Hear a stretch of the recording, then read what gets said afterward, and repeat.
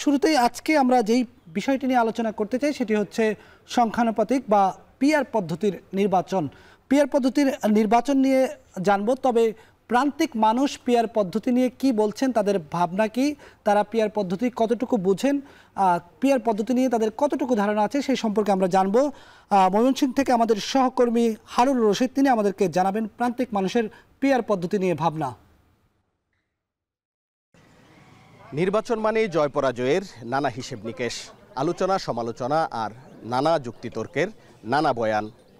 ভোটের মাঠে জয় পেতে রয়েছে প্রাণান্তকর চেষ্টা, কিন্তু এই জয় পরাজয়ের হিসাব নিকাশ পাল্টে যেতে পারে সংখ্যানুপাতিক প্রতিনিধিত্ব বা পিআর পদ্ধতিতে, যেখানে একটি দল 100% ভোট পেয়েও জাতীয় সংসদে 1/3 আসন অর্থাৎ 3টি আসন পেতে পারে। সাম্প্রতিক সময়ে এই পিআর পদ্ধতি রয়েছে দারুণ আলোচনায়। পক্ষে বিপক্ষে আলোচনা জারি রেখেছে রাজনৈতিক দলগুলোও, কিন্তু সাধারণ ভোটাররা এই পিআর পদ্ধতি নিয়ে কি ভাবছেন চলুন জেনে আসি তাদের বয়ানেই। আমরা একটু জানতে চাই যে সাম্প্রতিক সময়ে যে পিআর পদ্ধতি নিয়ে আলোচনা হচ্ছে, তো এই পিআর পদ্ধতি বা সংখ্যানুপাতিক প্রতিনিধিত্ব নিয়ে আপনাদের কি ভাবনা? পিআর পদ্ধতিতে আপনি যেভাবে প্রত্যেকটা দলের অংশগ্রহণকে নিশ্চিত করতে পারবেন, এবং বিশেষ করে যারা মার্জিনালাইজ সংখ্যালঘু বা আমাদের যারা পাহাড়ি জনগোষ্ঠী আছে তাদের অংশগ্রহণ যেমন আপনারা নিশ্চিত করতে পারবেন, কিন্তু সরাসরি ভোটের ক্ষেত্রে সেই অংশগ্রহণটা হয়তো নিশ্চিত নাও হতে পারে। আমাদের দেশের যে মূল ব্লাড যে ভোটাররা, এই ভোটাররা তো মোর দেন 70% আনকনসিয়াস। তো এখানে সচেতনতা না করেই হঠাৎ করে যদি এটা হওয়া পিআর পদ্ধতি যদি ইন্ট্রোডিউস করা যায়, সেই ক্ষেত্রে একটা নেগেটিভ ফল হওয়ার উপক্রম আছে।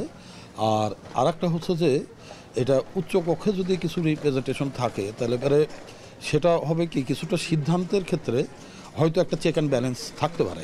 এখন কিছু জানি না, এখন শুনতেছি, এটা বুঝে আমি কিছু বুঝিও না। এখন আমাদের নির্বাচন হবে, ভালো সুস্থ নির্বাচন যদি হয়, যে পাস করবো সেটাই তাকে আমি ভোট দিব। পিআর সম্বন্ধে আসলে আমার আইডিয়া নাই, ওইটা জানি না ঠিক মতো না। এমনি আর কি ইলেকশন সুষ্ঠুভাবে হোক, ভোট যাতে দিতে পারি ভালোভাবে। পিআর টিআর বুঝি না, ওগুলা আমরা চাই দেশে সুষ্ঠু নির্বাচন।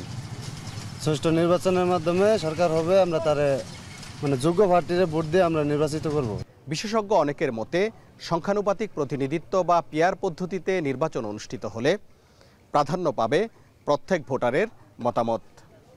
এবার দেখা যাক তরুণরা এই পিআর পদ্ধতি নিয়ে কি ভাবছেন। পিআর পদ্ধতি বাংলাদেশের প্রেক্ষাপটে একদমই নতুন।